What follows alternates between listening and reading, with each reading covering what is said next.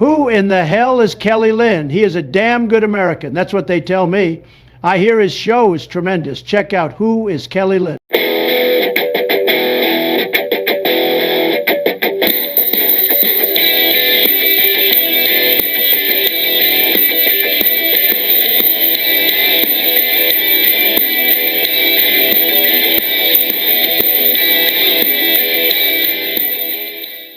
Well, Mr. Brilyn Hollyhand, welcome to Who is Kelly Lynn? I know you have no idea who I am, and hence the name of the show. I might not either, but we're going to figure that out along the way during this show, one of these days, anyhow.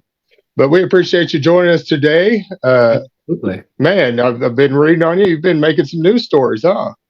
We've tried. You've been around a little bit. Yes, sir. We've been having some fun. Well, let's tell everybody why you've made news. What is your deal, and why are we even having this conversation? What have you been up to? I will tell everybody that you are the youth. Are you the national youth chair of the GOP? Yes, sir. The entire Youth Advisory Council. So it's been a lot of fun. And we started that 2023. We launched it. It was the first of its kind. The RNC had never even had youth outreach before. I pitched the idea of the council and came into that sphere. I was 17 at the time, a soon-to-be first-time voter, and got to vote for the first time last November. But my story started a little bit before that. So I first got interested in politics in the 2016 election. I was 11 at the time. I was in the fourth grade and decided that I loved politics. I liked talking about politics, wanted to have some foothold in politics. But as you and your audience knows, you can't really run for office in the fourth grade unless it's for your class SGA. And so I decided that commentary is where I was going to go. Talked about politics for quite a few cycles, the 16 and 20 cycle, and then the midterms in between. The 24 cycle came around, and I decided I want to get involved. So we started the Youth Advisory Council. In the middle of the election season, I decided to write a book about why it's so important to get young people involved. It's called One Generation Away. It was #2 on the Amazon bestselling list. And so because of that, I've gotten to spend the last year with President Trump on the campaign trail, helping him win the youth vote, talking about the book, and he won the youth vote. So it was a pretty cool experience. Well, that is a pretty amazing ordeal, especially for your age. I'm quite impressed, to be honest with you. Seems like you've been after it. I'm guessing you might have a pretty bright future if that's what you've already done. You already published books, and #2 on the list. Yeah, I might need to do something with my life. We might need to figure out who is Kelly Lynn and probably get started on something. That is very impressive. I'd say that you've been given credit, or you can take credit for getting President Trump on TikTok, good or bad, or what everybody thinks about it. We don't even know if it's hanging around, but I think it was an effective tool, and I think tons of Americans use it, and it's pretty popular. Yeah, you're exactly right. So it was a specific conversation between the president and I, then a candidate. We were backstage at a fundraising event here in Alabama. I'm born and raised in Tuscaloosa, Alabama, and he came to Montgomery. We were doing a fundraising event, and I've been talking to our team at the RNC for a few weeks, toying around with this idea of Trump getting on TikTok. And we had made a pros and cons list. We brought in advisors, and there was all this conversation. And finally, I said, you know what? I'm just going to pitch it to him, give him the idea. If he hates it, he hates it. We won't do it, but at least I shared it with him. And that's what we decided to do. And so I had a meeting scheduled with the president. We're backstage at this event, and I looked at him and I said, Mr. President, I think it'd be great if you got on some modern social media platforms. He said, oh, well, I'm on True Social. And I said, sir, True Social is not going to cut it. That's not where young people are. That's your echo chamber. And you've got to get outside the echo chamber if you want to win over voters to beat then Biden, but later Kamala. And he listened, and he said, okay, what would that look like? And I said, it's very simple. You film a 15-second video every few days, you post it, and sir, I'll make you a promise because the guy loves winning. I said, I promise you, you will be the fastest growing account on the platform. You'll be trending every day. You'll be going viral. And he liked that. And you could tell it kind of clicked of, okay, maybe we could use this. Like, it's not such a terrible app. Maybe there's some possibilities here of us winning with the app. He joined the platform, and 3 days later, he had the fastest growing account in TikTok history. So it was pretty cool to see him actually become viral from this idea. That is pretty amazing. And it's kind of crazy. You're sitting there, you're this 18-year-old kid. You were younger than that when you started this. You might have helped the president get elected. You might have helped the president get elected. It didn't hurt. I promise you, the social media stuff. That's the way of the future. It is this. I would say the legacy media is what I'd say is dying. Yeah. And that's probably for good cause at this point. There hasn't been a whole lot of honesty with American people. It has been clickbait and what drives ratings instead of just saying, "Hey, here's the news and here's uh, an unfiltered or version of it that is not so slanted or biased that you can't even. Who knows what reality is?" And they're still playing this game and they're still drowning in it and they still want to continue it. I have no idea. But it did open up an opportunity this time around with the podcasts, the apps, the social media. I mean, that's where everybody's at. Might as well go to them where they're at and just trying to stick with the few big networks that have been driving and controlling the narrative that we've known for our whole life, figuring out we've been lied to a whole lot on stuff. It's a good to have a direct line of communication like that. I find it a very powerful tool. It seems like y'all used it appropriately, and seems like you've got more. What else is up your sleeve that now that you've done this, what you planted your flag, you climbed the mountain, planted your flag. Where do you go from here? Yeah, so the whole point of the TikTok idea and kind of how it goes into the future was to use the platform as a weapon to call out Joe Biden and Kamala Harris and their lies that the legacy media, just like you said so accurately, wasn't covering at all. It was kind of like this vortex where anything that Biden said or whatever blunders he had or whatever Kamala lied about, whether it was her career, her lack of policies, the media wouldn't cover it. And so we decided we're going to use this platform as a way to attack that and call that out and bring it into the light of the day. And also as a tool to win over voters. So a large part of what I did was engaging with Gen Z. And so part of that was going on college campuses, meeting with them directly.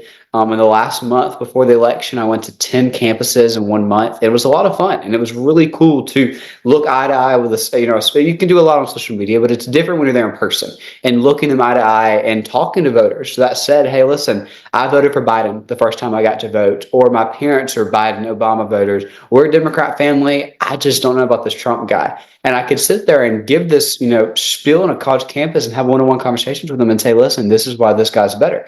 So the point of that then was to get a message out through those two prongs. Now that he's in the White House, I don't think we should stop. I think he can continue using TikTok as a way to get his message, like you said, directly to the American people, but also other platforms. So podcasting was something that we did that was really, really fun. It was a great way for Trump to sit down, who loves to talk, if you didn't know, and have really long form, honest conversations. So you can do a lot on Hannity. But Hannity is a 7-minute segment before they go to commercial break. When you put the guy on Rogan, it's a 3-hour unlimited conversation with no commercial breaks. Our candidate can do that. Kamala couldn't do that, nor could Biden stay awake for 3 hours. But Kamala sure couldn't give policies for 3 hours. So we took advantage of that and said, our guy can talk.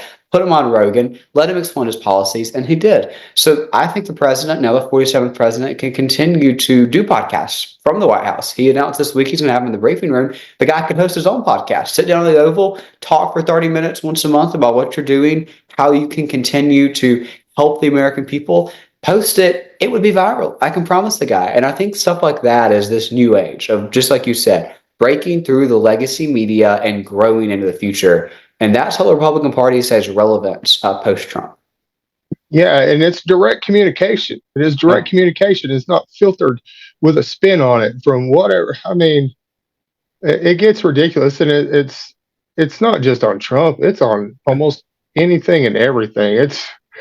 I don't know how anybody still values the news anymore. I watch headlines, you get the news, but then I start reading. I'm like, okay, I stopped reading it because there's already spin within the first paragraph before I get into this, whether it's right or left or anything. Sometimes I just want a regular guy. I just want some facts and some, hey, this happened in the world today. Which isn't too much to ask for, right? It's not. There was this one, and it I don't know, it's gone further right, but at One American News, when it first started, it was like your local newscast, but with just national and international stories. And it was just it wasn't talking heads. It wasn't opinion. It was just delivering like, hey, these are the things, what headline news used to be, where it was just reporting events from around the world. It didn't get real deep into the analytical or anything like that. And this event is why Trump sucks over here. And it was just like, hey, this thing happened today. Thought you should know about it. That's called the news. There's things that need deep dives, but not everything. And they try to make it political and wrap it around somebody's neck, no matter what it is, all the time. It's the fighting talking heads. I think people are just over that. You can see that in the ratings with the legacy media, how they're just bleeding. They're cutting people left and right from their flagship programs and whatnot. Jim Acosta was one that just left yesterday, the day before. Been there for quite a while doing all the political stuff. They're like, yeah, it doesn't seem like it's working out for you anymore. People are over the kind of reporting you've been doing. I think that is, I hope that is not just a phase. I hope, because here I've been in politics myself. I will tell you, I've seen some, just from being a city councilman, I saw a whole lot of underbelly of the beast. Yeah. And when it comes to people, they'll, for a moment when something's wrong, they will get up and they will vote, but they have short memories. And if it's not wrong, the next time they're going to vote, they'll forget about what drove them in numbers just the previous cycle. And they'll stay home and they won't be impassioned. There's no long term, like, hey, we got to maintain this. Like, hey, let's get this out of here. But yeah, if you don't sit there and maintain it and be vigilant, the other stuff just creeps in and it takes over. And then you're sitting there griping with your hands in the air. What is happening here? And how do we fix it? We got to get rid of this person. Yeah. Well, if you had participated and stayed vigilant the whole time, you wouldn't let that sneak up on you. But that is hard to keep the citizenry engaged.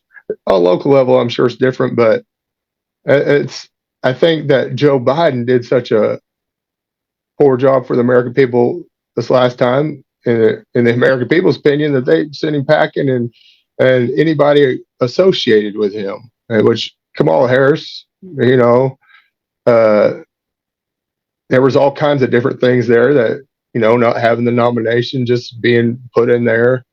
I think they did the American people a big favor within the last 4 years since we've had the COVID. We've had a whole lot of exposure, but we got to have the people remain diligent on this. And I think that using the social media and keeping them engaged will remind them. And it's not just, hey, every 4 years we got to pick between these two guys. You got to look, what was the 4 years before that? How did that go? How did these 4 years go? Where have these people been? And that is just another tool to stay connected right to their face on their phone, directly to them. Yeah, you're exactly right. So when I did that campus tour in the fall, we titled it the Get Off the Sidelines Tour. And so I'm born and raised in a college football town, love SEC football. It's my life, and it's just kind of where I grew up. I use football references all throughout my speeches, and it was a major theme of the book, kind of this underlying thing that people can relate to. If you're not a political nerd, maybe you can relate to some of the football terminology I used in the book. So we decided, when we met with Turning Point, we decided we're going to the tour with Turning Point USA across the country, doing these campus tours. What are we going to call it? What can relate to college students? And we decided to call it the Get Off the Sidelines Tour. The exact message you just said. You can't just sit on the couch and complain. You have to get off the sidelines and get into the fight. We gave the analogy at the beginning of every single speech across the country, and we did 10 specifically just in that last month that I told you before the election, that you can't win a football game sitting on the sidelines. Just like you can't win an election sitting on the sidelines. If you really do believe that the country needs changing, and young people clearly thought it needed changing by a large percentage they got out to vote, you have to actually go vote. You can't just complain on an Instagram story. You can't post a raging TikTok. You can't dye your hair blue. You can't get a bullhorn and shut down your college campus because you're screaming on a quad. You have to go do something. And just like you said, not have short-term memory loss. Remember what they did to us specifically during COVID. Our generation being the generation that got shut down, shut out of school for a year and a half. Remember that. Remember that when you walk in the ballot box. Remember that when you cast your vote. And thankfully, Gen Z did remember that. And our message now is do not forget how bad it was. As great as everything is right now, for 4 years, we're going to hopefully never get tired of winning. It's going to be a constant cycle of winning, winning, winning. Don't forget how bad it was under Democrat leadership. Therefore, when 2028 rolls around, here we go again. Everybody needs to get out and vote to prevent it from getting that bad. It doesn't need to be a Jimmy Carter or a Joe Biden-esque bad period in politics to get people out to vote for a Reagan or a Trump. Just remember how bad it once was, and therefore get out to vote. Let me run something by you. Yeah. I got something. I've got an idea. You might think it's crazy. I think it's brilliant, of course, because it's my idea. But hear me out. And the only person in the world that could accomplish this is Donald Trump. Yeah. There's no way. And it would be now. So maybe you take my idea and pass it along. You might think it's dumb. But here, seriously, here, you might not like it from the beginning being the youth chair of the GOP. But what if, hear me out here. What if the party was changed? The party has changed greatly, especially with this election. Just a political analysis of it. We're so far from the crazy left, people that voted for Trump. But I think we're also over all of the Mitch McConnells, the senator from Alaska, Collins. There's Murkowski or whatever. Yeah. All those senators, the Dick Cheneys of the Republican Party. I think there's a lot of people that they don't want to have anything to do with that, and they might have voted for Trump. There's a lot of independents and there's a lot of Democrats, but they would never, ever in their life have anything to do, whether they might vote for him, but they would never be associated with the Republican Party. The Republican Party, it has some negative bag hanging around it. There's guys like me. I was an independent for a long time, even though I'm as conservative as all get out. And I wasn't Republican because there's a lot of people in that Republican Party I don't agree with. The Mitt Romneys, they're just people that do not hold my conservative values, but wear that same banner. So I came up with the idea. You wouldn't have to do anything. You wouldn't form a new party. You would just legally change the name of the Republican Party to the American Party. That way, it would encapsulate a whole lot of people. You could get a lot of people that voted for Trump this time to say, yeah, I could never be a part of the Republican Party with that name, but you call it the American Party, then anybody running against the American Party would be the anti-American Party. Might seem simple, but it is literally just some legal name changes throughout. You'd have to get the states on board. No, it's simply filing some documents with all your organizations. It would be an effort, but you already have teams in place. You give them the directions and say, this is what you do. Now, would there be a big fight about it? Maybe. But if you look at the big picture, I don't know. Maybe you weigh in on what do you think about that? Yeah, I mean, I think what you said encapsulates what's going on right now in our party, of how we really are the Big Tent party. We brought a lot of new voters that have never voted Republican before, and we won because of three main groups. Young people that had never voted in an election before and decided to flip from being the stronghold on the left to actually breaking and voting Republican, which is historic. And let me see, can you still see me here? Okay, there we go. Yes. Camera switch. And the second being disenfranchised Democrats who are just fed up with their party, Democrats who for far too long have heard these lies after lies after lies from the party that none of them happened. Not a single one of them actually came true. And then third, just like you mentioned, like yourself, independents, people who don't really think that they fit into the Republican Party, don't agree with some of these people in the Republican Party or some of the ideology out there. But they voted for Trump because they thought that he was the new way forward. Thankfully, they did. Thankfully, we won those three groups. You're exactly right. 2028 going forward, you've got to come up with some form of how you fit these three groups in, or we're not winning future elections. Thankfully, we won this election because of those people, and we're calling it a landslide because we won every swing state because of those groups. But you don't win places like Pennsylvania, Michigan, Wisconsin without independents, without disenfranchised Democrats, without young people flipping and voting Republican for the very first time. Well, hence, that's why I say if you're rebranding, it's really just a rebranding. You're not changing the company. You're not changing anything besides the logo. You might not even have to change the logo. I'd probably have to change the logo for the American Party. You're trying to include more people, and you're trying to get rid of the people that we don't agree with. Yeah. And I think that's where we're at right now. Like, hey, we want to kind of relegate you to the side. I mean, it literally is the party of the working blue collar. That's switched a little bit, but it's just regular people where they've gone so crazy on one side, and then we totally just don't agree or even relate to some of these people. There's no way. I don't care if I had $5 billion in the bank. I could never relate to people like Mitt Romney or Mitch McConnell we don't have anything in common. And they are so separated from the common man. It's ridiculous. They're so out of touch with normal, everyday Americans that they shouldn't be in any position ever determining what people need. You're, You want competent people, but you don't want people that are just removed from normal society like that because they don't make decisions for the regular people.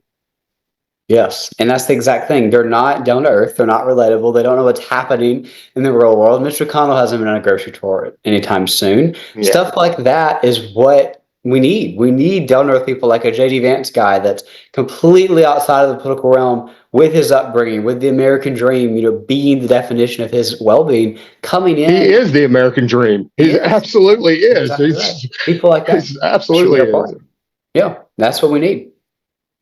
Well, I mean, what realistically, how far do you think something like that would even carry any water? Yeah, I mean, it would be pretty difficult, but I see the idea of it being a big tent, so I see where we're going. My main thing is just anybody running against you would be the anti-American party. Makes it pretty easy. Why are you anti-American? I don't know.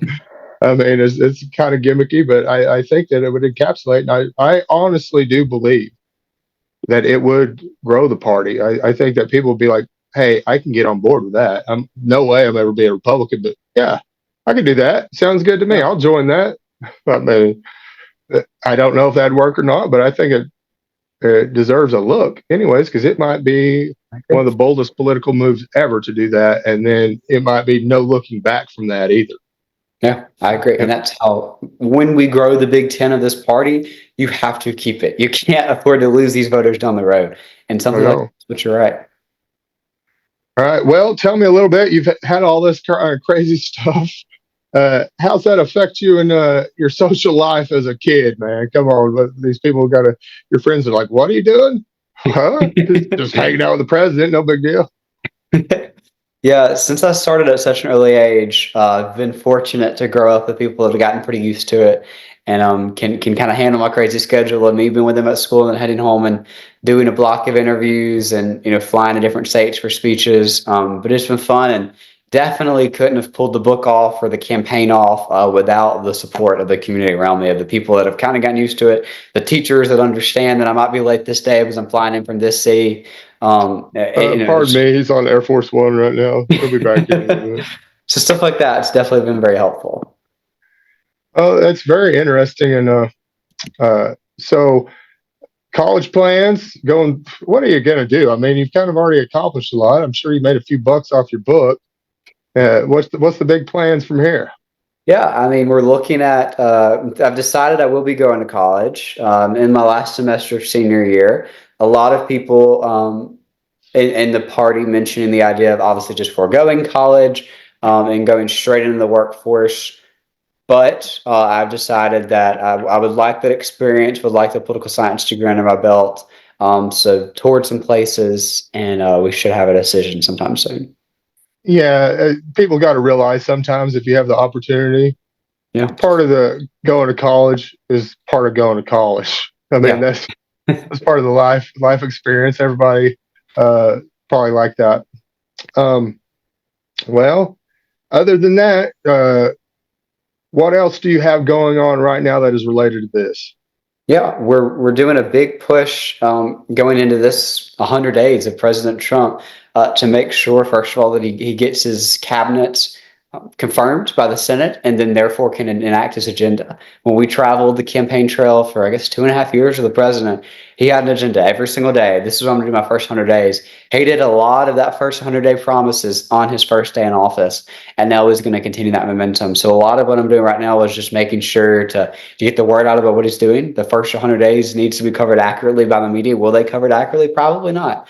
And that needs to happen. And so the accomplishments that the people elected him to pull off are happening and will continue to happen. That's why he is the commander-in-chief, because he won every single swing state. And he's doing what he said he would do. Unlike the Democrat Party, he's a president of promises made, promises kept. And so that's what I'm a part of right now. Well, once again, I'll just say how impressive it is what you've done and still doing it. It really is. I mean, such a young man doing such big things, and it's kind of inspiring. I'm sure you've inspired some people, and maybe some of your hobo friends are like, I've just been playing Xbox or PlayStation. I guess I better get up off the couch and do something. But tell everybody where we can find you, social media. I'm going to go order your book. Tell me where we can find your book and order it. Yeah, And all that good stuff, so we can follow up on you, because I like what you're doing. I want to kind of follow. I didn't know anything about you until I started reading about you, and then I'm like, oh, I'm super interested. It's pretty amazing. So I'd probably like to follow on you if you can tell us where to do that at and where to find your book. Yeah, Facebook, Twitter, Instagram, TikTok, wherever you are. I'm on social media all there. It's just at Brilyn Hollyhand. And then the website is brylynhollyhand.com. So the book's available there. Signed copies are on the website, and that's the easiest and cheapest place to get it. All right. Well, we will check it out. I love what you're doing. I love what you've accomplished. You did some great work. There's fruit in your efforts, fruits of your labor. The overwhelming Americans supported it this time around. I hope that they stick with that, and I think that you've taken on that job. That's part of your job. If see where we're at in 4 years, might have you back here and say, "What are you doing? Get to work. You better do it again. Do it again." But we appreciate you coming on here. Who is Kelly Lynn, and spending a little time for us and sharing your interesting story. You're an interesting young man, and I hope you keep up the good work. Well, Kelly Lynn, I appreciate you. This was a lot of fun, and I got to learn about you too. This is great. This is a good show, and I appreciate the opportunity. Yes, sir. We appreciate it. Once we get this done, we'll get it out to you. Thank you. Well, you have a great one, and enjoy your weekend. Yes, keep up that good work. We'll talk to you later. So much. Appreciate it. Thanks, sir. Bye. Bye.